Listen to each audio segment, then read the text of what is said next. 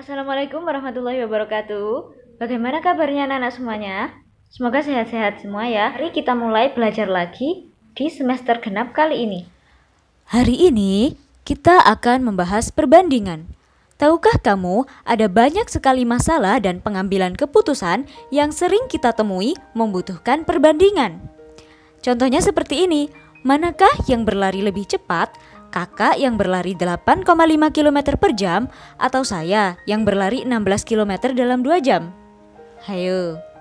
Kemudian, manakah jeruk yang sama yang akan kita beli antara yang di supermarket dengan harga Rp2.400 per 100 gram atau di pasar dengan harga Rp18.000 per kilogram? Ali bersepeda sejauh 8 km dengan waktu yang ditempuh 20 menit.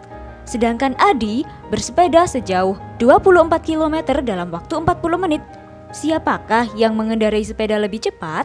Ali atau Kak Adi? Pertanyaan-pertanyaan tersebut adalah beberapa contoh situasi yang membutuhkan konsep perbandingan. Dalam bab ini, kalian akan mempelajari berbagai cara untuk membandingkan bilangan.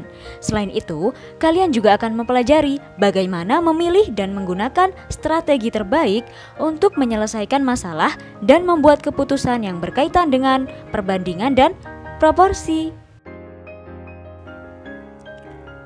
Kompetensi dasar kita pada pertemuan kali ini adalah menjelaskan rasio dua besaran yang satuannya sama dan berbeda. Sedangkan untuk keterampilannya adalah menyelesaikan masalah yang berkaitan dengan rasio dua besaran dengan satuan sama dan berbeda. Nah, perbandingan atau yang bisa disebut juga dengan rasio itu bisa dinyatakan dengan 3 cara. Yang pertama adalah dengan pecahan, contohnya 2/3. Kemudian yang kedua bisa dengan cara titik 2. Jadi 2/3, tulisannya 2.23. Nah, kemudian cara yang ketiga yaitu dengan memisahkan dengan kata dari. Contohnya adalah 2/3. Mari kita mulai dengan memahami dan menentukan perbandingan dua besaran. Contoh soalnya, siswa di SMP Sukamaju diminta untuk memilih membaca berita melalui media online atau media cetak. Dari 150 siswa, 100 siswa memilih media online dan 50 siswa memilih media cetak. Nah, cara membandingkannya seperti ini. Kita tulis media online sama dengan 100 siswa. Ya, kita ambil dari sini. Kemudian, media cetaknya sama dengan 50 siswa. Kemudian, perbandingannya adalah media online kita bandingkan dengan media cetak, yaitu 100 siswa dibandingkan dengan 50 siswa. Kemudian, kita sederhanakan. 100 sama 50 sama-sama bisa dibagi berapa? Betul sekali. Sama-sama bisa dibagi habis oleh 50. Maka 100 kita bagi 50 hasilnya adalah 2. Kemudian 50 dibagi dengan 50 hasilnya adalah 1. Sehingga perbandingannya adalah 2/1 atau bisa kita tulis 2 dibanding 1. Sederhana sekali kan ya? Selanjutnya ada sebuah contoh. Ita dan Doni adalah teman sekelas. Rumah Ita berjarak sekitar 500 meter dari sekolah. Rumah Doni berjarak sekitar 1,5 km dari sekolah. Berapakah perbandingan jarak rumah Ita dan Doni dari sekolah? Perhatikan di sini ada meter, di sini ada kilometer. Pertama-tama kita tulis dulu jarak rumah Ita ke sekolah adalah 500 meter. Kemudian kita tulis jarak rumah Doni ke sekolah adalah 1,5 km. Di sini terdapat perbedaan satuan, yaitu meter dan kilometer. Agar dapat dibandingkan, maka satuannya harus sama dulu. Sehingga jarak rumah Doni ke sekolah yang satuannya kilometer, kita jadikan meter. Kilometer ke meter turun berapa? Betul sekali, turun 3 tangga. sehingga 1,5 km menjadi 1.500 meter. Sehingga bisa kita bandingkan jarak rumah Ita dan Doni. Kita tulis Ita banding Doni sama dengan 500 banding 1.500. Penulisan seperti ini bisa kita sederhanakan. 500 dan 1.500 sama-sama dibagi berapa? Betul sekali, masing-masing dibagi dengan 500. Sehingga ketemu 500 bagi 500 adalah 1 dan 1.500 dibagi 500 adalah 3. Nah, itu dia jarak dari sekolah, perbandingannya antara jarak rumah Ita dan rumah Doni. Lah, kalau jaraknya rumah Doni dan rumah Ita, berarti seperti ini. Kalau Doni banding Ita ya berarti dibalik 1.500 banding 500 sama dengan 3 banding 1. Ya, jadi hati-hati ya. Kalau perbandingannya dimintain Ita banding Doni, maka kita tulis Ita dulu baru Doni. Sedangkan jika yang diminta adalah Doni dulu baru Ita, maka penulisannya juga harus Doni dulu baru Ita. Sehingga perbandingannya berbeda. Tidak 1 banding 3 lagi, tapi 3 banding 1. Ini perlu hati-hati ya.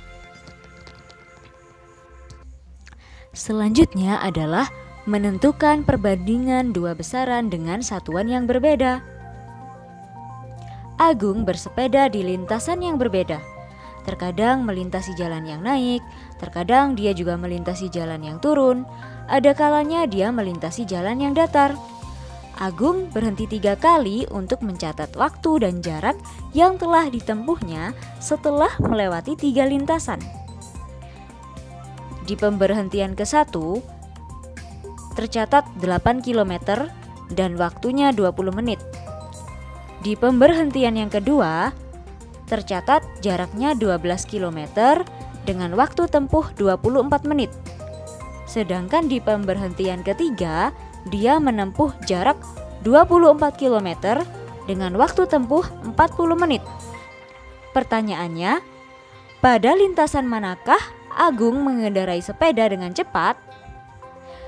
Serta lintasan manakah yang Agung lalui dengan lambat? Untuk bisa menjawabnya, kita perlu membuat catatan. Di pemberhentian ke-1, 8 km ditempuh dengan waktu 20 menit. Kita perlu membandingkan masing-masing kecepatan dari Agung, sehingga kecepatannya adalah 8/20. Jadi satuannya adalah dari 8 km dia ditempuh dalam 20 menit, sehingga kita tulis 8/20. Kita sederhanakan menjadi 4/10 km per menit. Kita menggunakan 10 di sini agar nanti lebih mudah ya. Nah, kemudian catatan yang kedua. Di pemberhentian yang kedua, jaraknya 12 km ditempuh dalam 24 menit.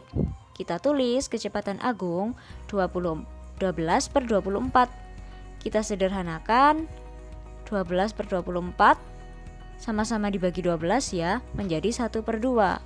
Nah, 1/2 ini agar sama menjadi satuan per 10, maka dia kita jadikan 5/10. 1 dikali 5, 5, 2 dikali 5, 10 ya. Kemudian catatan yang ketiga, 24 km ditempuh selama 40 menit. Jadi kecepatan Agung adalah 24/40. Sehingga jika disederhanakan menjadi 6/10 ya.